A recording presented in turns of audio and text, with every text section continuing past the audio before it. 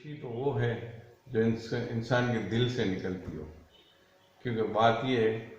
کہ خوشی میرے حساب سے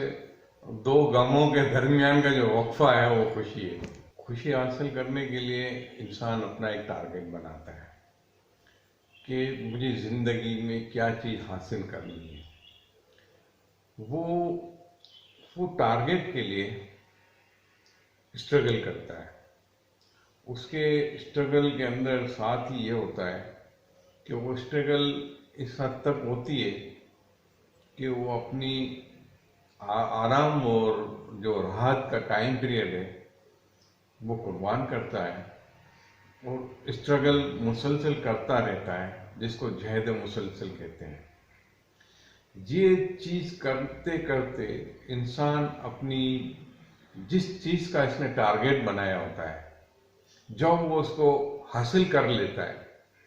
تو اس ٹارگیٹ کا حصول جو ہے نا وہ اس کے لیے خوشی کا سبب بنتا ہے۔ ایز اے مسلم ہم اس چیز میں خوشی محسوس کرتے ہیں، جیسے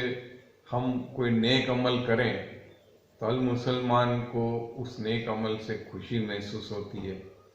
یا دنیا کے اندر انٹرنیشنل لیول پر سوچیں تو دنیا میں جہاں